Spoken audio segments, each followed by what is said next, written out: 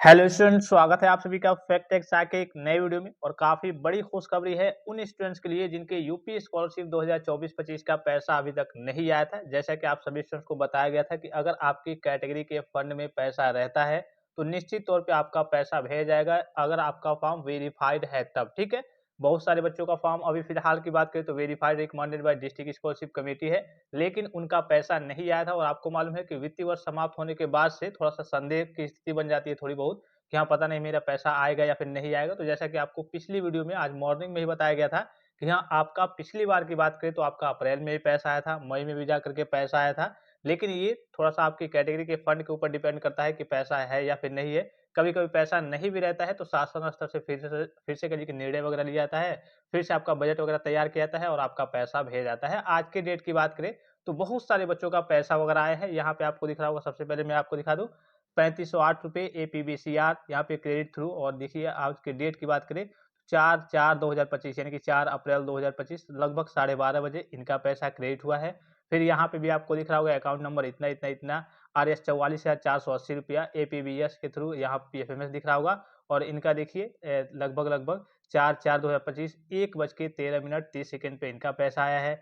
फिर यहाँ पे आपको दिख रहा होगा dear customer DBT government payment, ये जो मैसेज दिख रहा होगा हर एक बैंक के थ्रू के लिए अलग अलग टाइप के मैसेज वगैरह आते हैं। तो इसको लेकर के आपको घबराने की जरूरत नहीं है कि हाँ किसी में डीबीटी लिख के आ रहा है, किसी में PFMS लिख के आ रहा है, किसी में गवर्नमेंट पेमेंट लिख के आ रहा है। हर एक बैंक के थ्रू जब मैसेज वगैरह आता है तो अलग अलग तरीके से आता है। किसी में PFMS करके आएगा, किसी में डीबीटी लिखा रहेगा, गवर्नमेंट लिखा रहेगा, किसी में गवर्नमेंट पेमेंट करके आएगा। यहाँ देखिए dear customer DBT government payment of RS 6,680 रुपये टू योर अकाउंट इतना इतना इतना 4/4/2025 डेट में। और इनका भी लगभग लगभग 12:51 अर्थात 1 बजे के आसपास इनका पैसा भेजा गया है।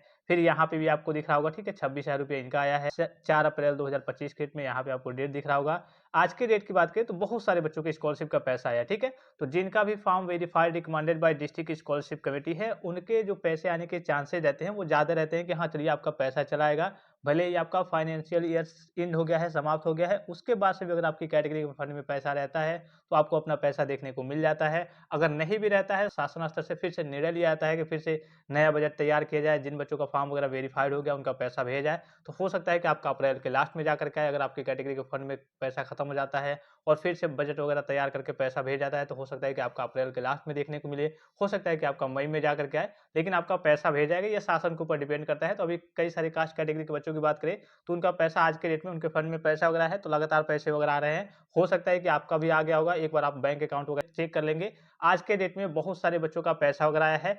आपको एक काम मैंने आपको बताया था कि ये काम आपको जरूर कर लेना है कि एक बार आपको क्या कर देना है, कंप्लेन वगैरह दर्ज करा देना है 1076 पे। चाहे तो आप कॉल करके कंप्लेन दर्ज कराइए, जन सुनवाई पोर्टल पे जाकर के आप कंप्लेन दर्ज करा दीजिए। वहां से भी कुछ फीडबैक मिलता है, जैसे कि बहुत सारे बच्चों के सामने वहां से जब फीडबैक आ रहा है तो उसमें परसेंटेज को लेकर 10 बच्चे बचे हुए हैं, सपोज कीजिए एग्जाम्पल के लिए 10 बच्चे बचे हुए हैं, 10 बच्चों का स्कॉलरशिप का पैसा अभी देना है शासन को, और शासन के पास केवल 5 बच्चों को देने के लिए पैसा है। तो वो क्या करेगा, जो हाई परसेंटेज वाले ऊपर से 5 लोग होंगे उनको उठा लेगा और उसके बाद से उसके नीचे लगा देगा परसेंटेज कि हाँ आपका 70 से कम है, 65 से कम है या फिर 60 से कम है, इसीलिए आपका पैसा वगैरह नहीं भेजा गया है। तो ये परसेंटेज का जो रूल है, क्राइटेरिया है, वो बाद में जाकर के लगता है। जैसे कि अगर आप अभी कंप्लेन करेंगे तो हो सकता है बहुत सारे बच्चों का फीडबैक वगैरह आया है कि हाँ आपका जो परसेंटेज है वो कम है। चलिए एक बार मैं आपको वो दिखा भी दूँ। तो यहाँ पे आपको दिख रहा होगा 4 अप्रैल 2025 तक की स्थिति। जो बच्चे कंप्लेन वगैरह दर्ज कराते हैं, जन सुनवाई पोर्टल पे आप दर्ज कराएँगे, 1076 पे कॉल करके वहाँ पे कंप्लेन दर्ज कराएँगे, तो वहाँ से जो फीडबैक आपको देखने को मिलता है, तो इसमें क्या सारी चीज़ें होती हैं। तो परसेंटेज का जो रूल है वही मैंने आपको बताया कि हर एक कास्ट कैटेगरी के अलग-अलग होता है। किसी के लिए 55% होता है, किसी के लिए 60% होता है, और ये हर साल चेंज होते रहता है, बदलते रहता है, ठीक है? तो यहाँ पे देखिए पिछड़ा वर्ग कल्याण यानी कि ओबीसी की यहाँ पे बात हो रही है। तो मेन जो पॉइंट्स है वो मैं आपको बता दे रहा हूँ, क्या मैं आपको यहाँ पे समझाना चाहता हूँ। यहाँ पे आपको दिख रहा होगा कब अग्रसारित किया गया है, तो जो मेन चीज़ है वो देख लीजिए। महोदय, वित्तीय वर्ष 2024-25 में दशमोत्तर छात्रवृत्ति एवं शुल्क प्रतिपूर्ति योजना शासन द्वारा जारी समय सारणी के अनुसार उपलब्ध बजट की सीमा तक पात्र छात्र छात्राओं को निदेशालय द्वारा धनराशि प्रेषित की कार्रवाई 31 मार्च 2025 तक कर दी गई है। पिछली कक्षा में 59.8% तक प्राप्त अंक तक छात्रवृत्ति प्रेषित की गई है। यानी कि अगर आपका पिछली कक्षा में 59.8% तक परसेंटेज वगैरह है, उस कहिए कि परसेंटेज तक बच्चों के कहिए कि छात्रवृत्ति वगैरह भेजी गई है, प्रेषित की गई है। कृपया अवगत होना चाहें, यदि कोई शिकायत समस्या हो तो पूरी जानकारी प्राप्त करना सुनिश्चित करें। प्रकरण निस्तारित किया गया है और इनका जो परसेंटेज है वो 55.8% है। ठीक है, मैं जिनका दिखा रहा हूँ इनका जो परसेंटेज है वो 55.8% है और क्राइटेरिया क्या है, 59.8% है। तो इस केस में इनको स्कॉलरशिप का लाभ नहीं मिल पाएगा। तो इसलिए ये तो चूंकि ओबीसी के बच्चों के लिए, जनरल के लिए अलग होता है, एससी एसटी के बच्चों के लिए अलग होता है, थोड़ा बहुत परसेंटेज एससी एसटी के लिए कम होता है और जनरल की बात करें तो थोड़ा सा ज़्यादा होता है। तो ये सबके लिए अलग अलग रूल होता है, हर हर साल के लिए कि ये चेंज होते रहता है, बदलते रहता है, घटते बढ़ते रहता है।